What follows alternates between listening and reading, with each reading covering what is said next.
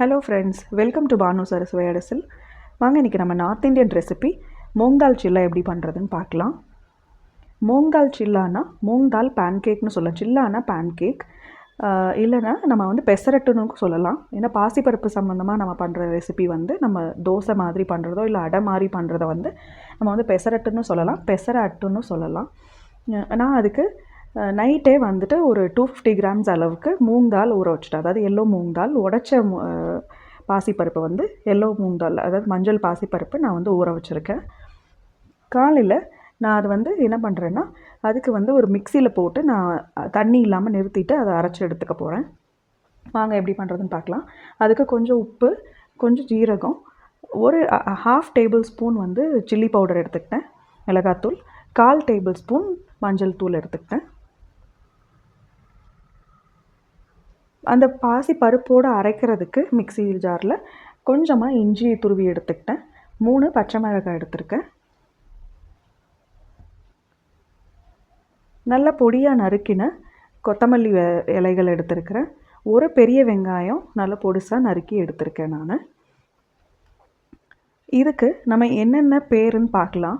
ஆக்சுவலாக இந்த ரெசிபி வந்து சவுத் இந்தியா, ஆந்திர பிரதேஷில் இருந்து தான் வந்து ஆரிஜினேட் ஆச்சு. அதாவது அங்கேருந்து தான் அந்த ரெசிபி ஆரம்பமாச்சு, பெசரட்டு.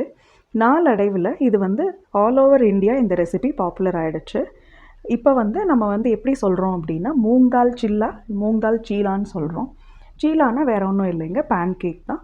இன்னும் நம்ம வந்து தோசை சொல்லலாம், இல்லை அடைன்னு கூட சொல்லலாம். நம்ம கொஞ்சம் தோசை வந்து தண்ணியாக நீர்த்து பார்ப்போம். இதுக்கு வந்து நம்ம கொஞ்சம் திக்காக பேட்டர் இருக்கும், அவ்வளோதான்.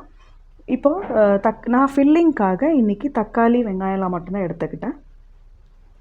இந்த மாதிரி நம்ம மிக்சியில் போட்டு அரைச்சி எடுத்துக்கணுங்க. பாசிப்பருப்பையும் இஞ்சி பச்சை மிளகாய் போட்டு அரைச்சி எடுத்துக்கோங்க. கொஞ்சம் கொரகொரப்பாக, ரொம்ப நைஸாக இல்லாமல் கொஞ்சம் கொரகொரப்பாக. அப்புறம் எடுத்து வச்சுருக்கிற ஸ்பைசஸ் இந்த மாதிரி ஜீரகம், மிளகாத்தூள், மஞ்சள் தூள், உப்பு, தக்காளி பொடிசாக நறுக்கி வச்சுருக்கேன், ஸ்லைஸாக கட் பண்ணி பொடிசாக நறுக்கி வச்சுருக்கிறேன். வெங்காயம் பெரிய வெங்காயம் வந்து நான் ரொம்ப பொடிசாக கட் பண்ணி நீங்கள் அதில் சேர்த்துக்கோங்க. கட் பண்ணி வச்சுருக்கிற கொத்தமல்லி இலையும் அதில் போட்டு சேர்த்துக்கலாம். நம்ம இன்னும் ஃபில்லிங்க்கு வேறு வேரியேஷன் வேணும் அப்படின்னா நம்ம பன்னீரை துருவி கூட சேர்த்துக்கலாம். கலர் காம்பினேஷனுக்கு உங்களுக்கு நீங்கள் கேரட்டை துருவி போட்டுக்கலாம், தக்காளி போட்டுக்கலாம். கேரட் இல்லாத பட்சத்தில் தக்காளி போட்டுக்கலாம். ஈவன் நீங்கள் வந்து ட்ரை கலர் கேப்சிகம்லாம் கூட போட்டுக்கலாம். அதாவது green capsicum, red capsicum, yellow capsicum பொடி பொடியாக நறுக்கி போட்டுக்கலாம் வெங்காயத்தோடு. ஸோ இந்த மாதிரி நல்ல ஒரு இந்த பேட்டர் கன்சிஸ்டன்சிக்கு நீங்கள் வந்து ரெடி பண்ணிவிட்டு, இப்போ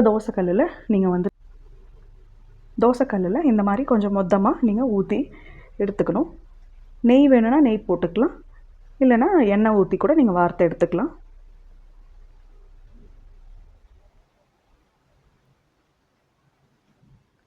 இது நல்லா 2 பக்கமும் திருப்பி போட்டு நல்லா வேக விட்டு எடுத்திங்கன்னா உங்களுக்கு மூங் தால் சில்லா ரெடி ஆகிடுங்க. இதுக்கு வந்து வேறு பேர்கள் என்ன அப்படின்னு பார்த்தீங்கன்னா, பெசரட்டு, பெசர அட்டு, பெசர தோசா, மூங் தால் சில்லா, மூங் தால் சீலா, இப்படியெல்லாம் சொல்லலாம். இதுக்கு நான் இன்றைக்கி ஒரு தக்காளி சட்னியும் ஒரு தேங்காய் சட்னியும் நான் எடுத்துக்கிட்டேன். நீங்களும் எப்படி இருக்குன்னு செஞ்சு பார்த்துட்டு கமெண்ட்ஸில் சொல்லுங்கள். இது ரொம்ப சத்தான ரெசிபி, நிறைய ஹை ப்ரோட்டீன் இருக்குது. இப்போது டயட்டில் இருக்கிறீங்க அப்படின்னா நீங்கள் இதை வந்து பிரேக்ஃபாஸ்ட்டுக்கோ டின்னருக்கோ எடுத்துக்கலாம். பாருங்கள், இன்றைக்கி நான் வந்துட்டு குட்டீஸ்க்கும் பெரியவங்களுக்கும் இந்த மாதிரி செஞ்சு சர்வ் பண்ணியிருக்கேன். செஞ்சு பார்த்துட்டு எப்படி இருக்குன்னு சொல்லுங்கள். தேங்க்யூ.